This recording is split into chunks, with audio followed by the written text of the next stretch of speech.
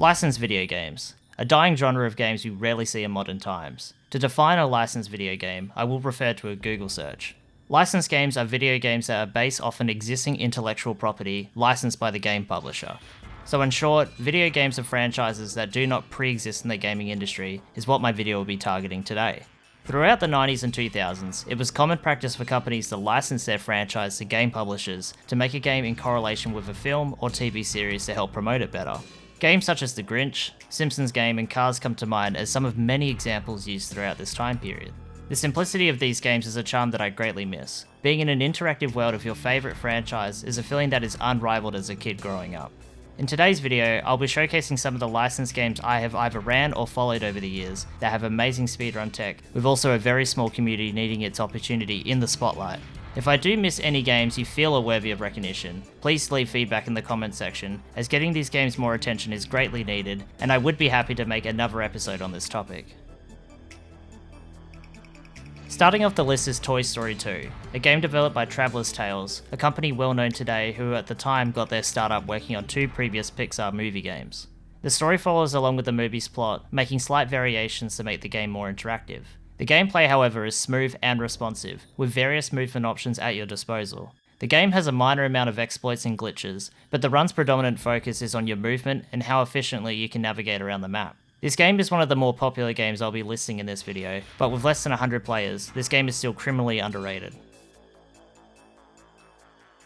Released after the series' cancellation, Futurama, made by Unique Development Studios, is a speed game with a small but loving community. Going very much the opposite way of Toy Story 2, this game's emphasis is on glitches and out-of-bounds movement. The game has so much tech that the current world record holder Stylenide has made a 19-page document breaking down how everything works. Whilst at ASM this year, I met up with Stylenide, and he taught me how to do the second level in the game. Sure, it may have taken me a few hours to get everything down, but the game felt incredibly rewarding, as the game's engine is so responsive that when an error is made, you don't feel robbed by the game, but instead feel like you need to self-reflect on what you are doing wrong. The game does look overwhelming, but has a high skill ceiling and could be a game you find yourself devoting a lot of time to getting better at.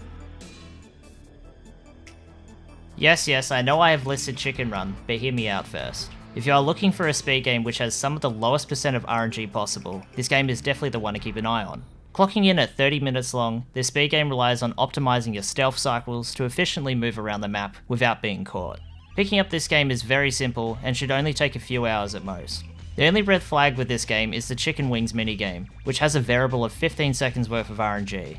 I did spend a solid month of this game optimizing the route to move around the map on the riskiest cycles I could, and was able to only be 1 second short of my summer best segments going into the Chicken Wings minigame. I do still desire to see this game taken under 30 minutes, and it very much can be done with either perfect RNG and execution, or with better routing. I am hoping to do a video on the Dragon Ball video games in the future, as my name does suggest I am a massive fan of the series, but I would not be doing my fellow Dragon Ball community members justice if I did not credit a few games that exist in the series. Dragon Ball Advance Adventure is a GBA title developed by a company known as DIMPS, a company mostly known for making anime licensed video games. Dragon Ball Advance Adventure follows along the timeline of the original manga series, starting off fighting animals near Goku's home, to finishing off battling Piccolo Daimyo. Yes, this game does sadly skip the 23rd Budokai tournament. The game has 3 different styled stages, which all bring different tech into play. The main stage you will see is the level stages, which requires you to run to the end of the level as fast as possible. You will, however, be stopped by enemies along the way that you must defeat to continue on. There is countless tech used in battles to cancel combos to keep enemies looped, and strategies used to kill multiple enemies at once. Routing your ki is vital to making the battles more efficient, which also ties into how you navigate around the map.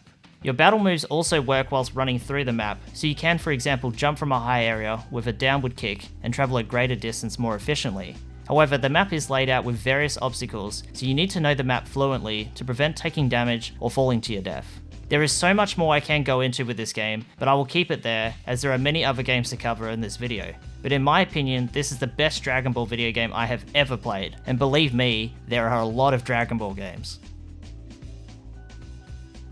My second Dragon Ball game of choice is Kakarot, the most recent title released at the time of making this video.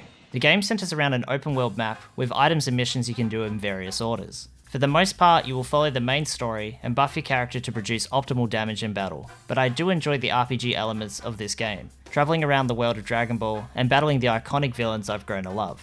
If you are looking for a fusion of open world movement with 3D live action fighting, this might be the one to settle into. I will cheat infuse all 3 games here, as they mostly behave in a similar fashion, excluding the first game to some degree. The Legend of Goku series is another GBA series many call the best games to ever be made under the Dragon Ball name. Similar to Kakarot, this game is an open world RPG where you can travel to various areas, battling enemies and completing quests. The game is very difficult, with precise movement and difficult fights throughout. The main flaw with this series is the developers put barriers in place so you do not enter areas of the game too underleveled, which can make certain parts of the run a bit heavy on grinding for levels. Now, you would think that a series like Simpsons would be skipped, as the franchise has one of the most popular speed games in the scene. The Simpsons game, however, quietly exists off to the side, with less than 35 total runners. The game serves as a great alternative, focusing on platforming, which is lacking in Char. NG Plus is the most popular category to run, as it removes all the cutscenes and has all the abilities you need right away, to make the run more enjoyable. I have considered getting into this game myself, but I could not be bothered 100%ing the game to get the New Game Plus file made. This game is quite popular, but I was recommended to check this out for the video. Scooby-Doo Night of 100 Frights was developed by the same company that made SpongeBob Battle for Bikini Bottom, one of the most popular speed games ever made. This game is a linear style platformer, quite similar to Crash in some ways.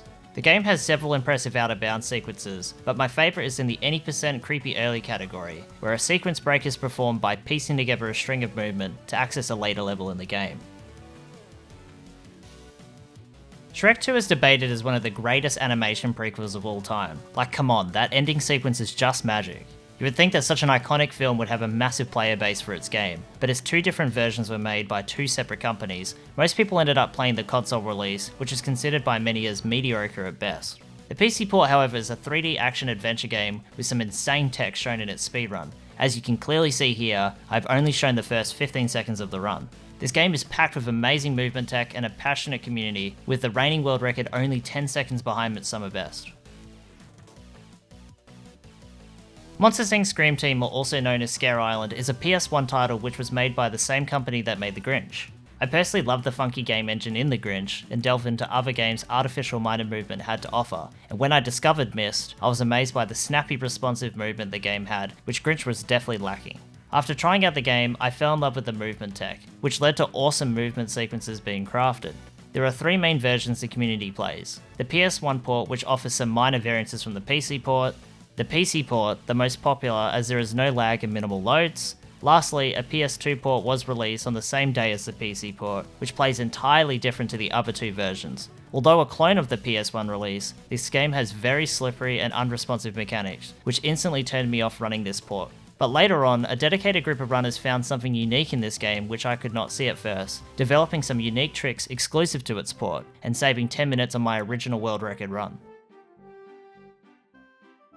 Digimon World is a fully fledged RPG and a very detailed speedrun. Throughout the game, action-based RNG manipulations are being used, which help the player manipulate how battles behave, what kind of enemies spawn, and also what tech is learned.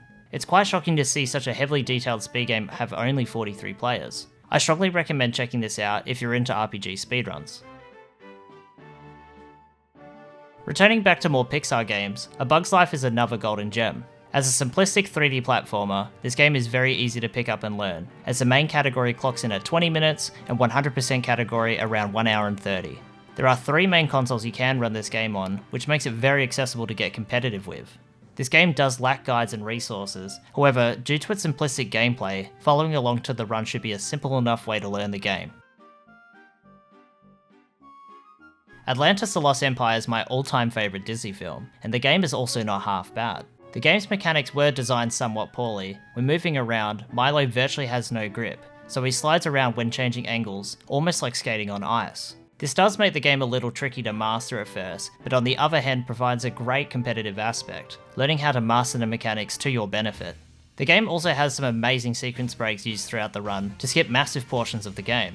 Some of these tricks I did find very difficult to learn at first, but satisfying when pulled off in a run. My main complaints with the game is the opening level is a chore to get through, and there are one too many auto-scrollers, but beyond that, this is an amazing game to pick up and try out. It wouldn't be a video of mine unless I don't somehow slip this game into the conversation.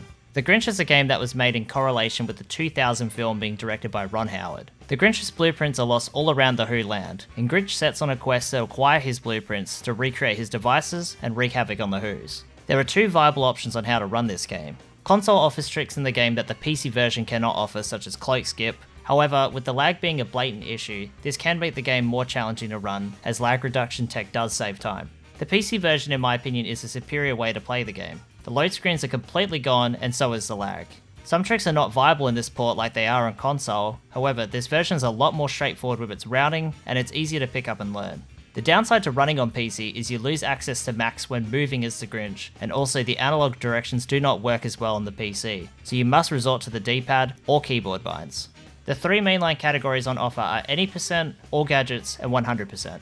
Any percent is the most straightforward to play.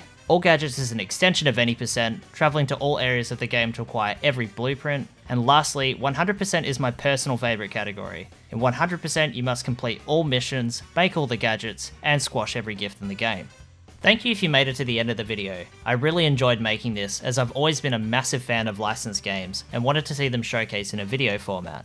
Like I mentioned earlier, if there are games I missed or you would like to see covered in a future video, let me know in the comments. I have more content on the horizon, so make sure to subscribe so you don't miss out. Anyways, I'm Saiyans, and thank you for watching.